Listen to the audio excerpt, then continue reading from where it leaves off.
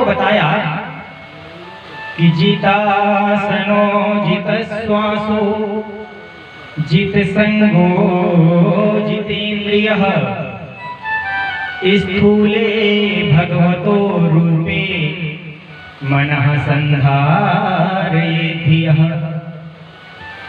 यानी सर्वप्रथम मानव को जितासन अर्थात अपने आसन को जीतना चाहिए। जिस भी आसन में बैठो उसी में फिर बैठे रहो, आसन को पहले जीतो। जो भी सुख आसन हो उसी में बैठ जाओ।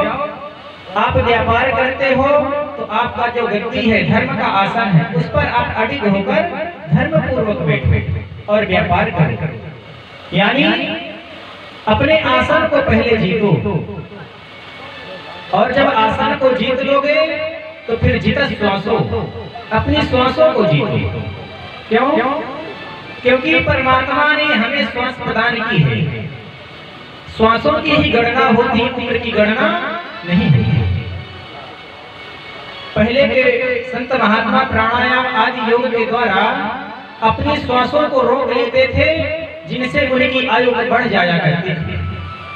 पर आज का मानव जितनी जल्दी अपनी श्वासें खर्च करता है उतनी ही आयु कम हो जाती है।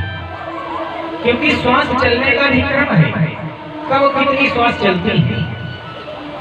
कहा कि बैठत 12 चलत 18 सोवत में 32 विषय करत 64 घटे यो भागै जगदीश। जब आप बैठे होते हो तब 12 श्वासें चलती हैं, और जब चलते फिरते रहते हैं तब 18 श्वासें चलती हैं। जब हम सोते रहते हैं तो 32 श्वासें चलती हैं। जो व्यक्ति ज्यादा सोते हैं उनकी आयु कम हो जाती है। अब विषय करत 64, जो भोग विलास में अधिक लिप्त होते हैं उनकी आयु और बहुत कम होती है, क्योंकि उनकी 64 श्वासें उस समय चलती है। बैठत 12 चलत 18 सोवत में 32 विषय करत 64 घटे यो भागै जगदीश। तो सर्वप्रथम हमको अपनी श्वासों को भी बचाना चाहिए। जित श्वासों पर नियंत्रण होना चाहिए, जीतना चाहिए। तीसरा जित संगो, हमें संग भी जीतना चाहिए। क्यों? क्योंकि संग का बहुत असर पड़ता है। जैसा आप संग करोगे उसी के अनुसार आचरण भी होने लगता है। इसलिए संग भी जीतना चाहिए। आप लोग कभी कभी पुष्प लेकर के भगवान में चढ़ाने जाते हो, तब देखते होंगे कि उसी में फूल से चींटी रहती है और वह भी भगवान के ऊपर चढ़ जाती है। जबकि चींटियों को कोई चढ़ाता नहीं है, परंतु फूल का संग पाकर के वह भी भगवान के सर पे चली जाती है। तो यह क्यों चढ़ गई? क्योंकि उसने पुष्प का संग किया। संग का बहुत असर होता है, इसलिए संग को जीतना चाहिए। जैसा होगा संग वैसा चढ़ेगा रंग। जितेंद्रिय, फिर अपनी इंद्रियों को जीतना चाहिए। हमारी इंद्रियां हमारे कब्जे में हो। ऐसा नहीं कि हमारी आंख कुछ कह रही हो, मुख कुछ कह रहा हो, कान कुछ कह रहा हो, मन कहीं जा रहा हो, ऐसा नहीं। यदि हमारे कान कह रहे हैं कि हमें भक्ति बात सुनना है तो हमको रोकना है नहीं, हमें भगवान के भजन सुनना चाहिए, गंदे शब्दों को नहीं सुनना। क्योंकि इंद्रियों को हमको रोकना चाहिए।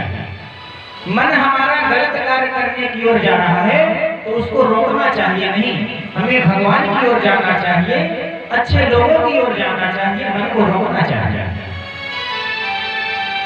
अपनी इंद्रियों को रोकना चाहिए, क्योंकि जब तक इंद्रियां बस में नहीं होंगी तब तक मानव को सफलता प्राप्त नहीं होगी। यह इंद्रियां इतनी बलवती हैं, इन इंद्रियों के बस में आकर कभी कभी मृत्यु अपने जीवन से भी हाथ धो लेता है। इसलिए जीवन में इंद्रियों पर काबू पाना बहुत जरूरी है। जब तक इंद्रियां बस में नहीं होंगी कोई भी कार्य हम सफलतापूर्वक कर नहीं सकते। तब यह चारे अगर हम जीत लिए तभी हमको सफलता मिलेगी, क्योंकि यह इंद्रिय रूपी जो घोड़े हैं यह निरंतर कहीं न कहीं भगने का प्रयास करते रहते हैं।